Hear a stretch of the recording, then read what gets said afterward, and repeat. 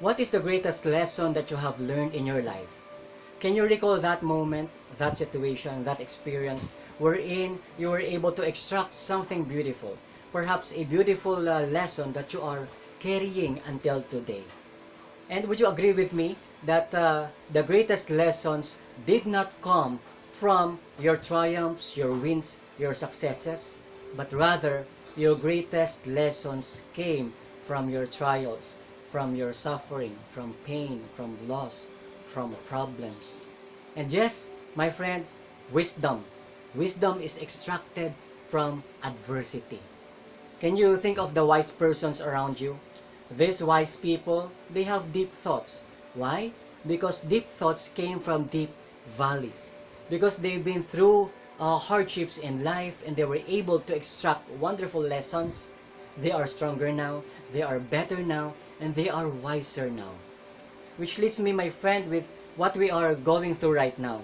Nandito tayo ngayon sa crisis, and we live in a world of uncertainty right now.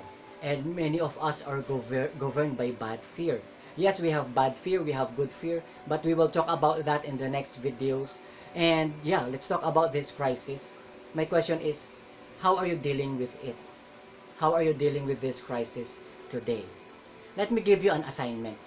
And talking about assignment, I want to invite you pala. I preach every Thursday, 7 p.m. At the feast. And so, the topic is the 3 life-changing assignments. And this is in connection with our crisis today. And so, yeah, 7 p.m. later. I hope that you will join us, join me, and watch and be inspired together with your loved ones. And so, I am adding the link to our comment section so that you can watch together with your loved ones. Okay? And so, going back, what is my assignment for you? My assignment for you is this. You grab your pen, you grab your notebook, like this one, and then you write. Anong isusulat mo? You answer this question. And the question is, in this crisis, what am I learning right now? Let me repeat, answer this question. In this crisis, what am I learning right now? Yes, why? Alam mo itong notebook ko? 2007 pa to, and as I was preparing for my talk this evening at the feast, binalikan ko kung ano yung mga goals ko, yung mga dreams ko while I was still in my personal crisis many years ago.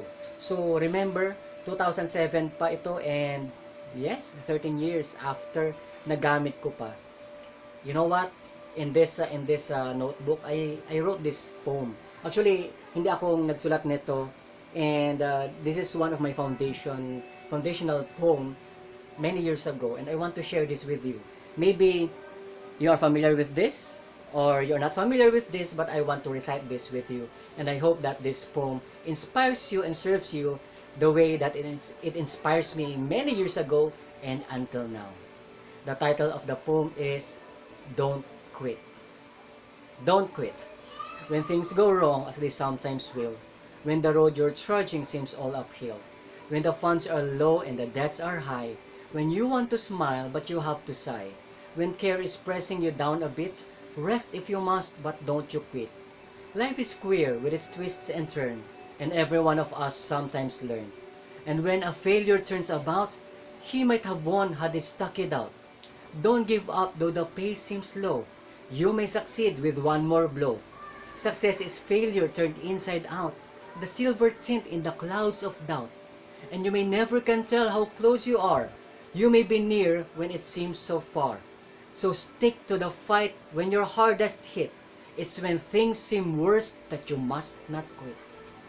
My dear friend, kung naka-inspire itong video na to, I encourage you to play this, to replay this, especially yung poem na Don't Quit. And if you are blessed, if you are inspired, if you are empowered by this message, can you do me a favor? Can you type in the comment section ano yung nakastruck sa'yo? Or perhaps type someone, tag someone so that that friend of yours, your loved one, will also be inspired and equipped and empowered. Yes, and so once again, this is Aben Garlan, and thank you so much for joining me in the first video in our launching of Beyond the Limits with Aben Garlan, where we talk about your personal and professional growth, and how we can move beyond our perceived limits. And my friend, to end, remember this, that because God is limitless, nothing is impossible. God bless you and see you on our next video.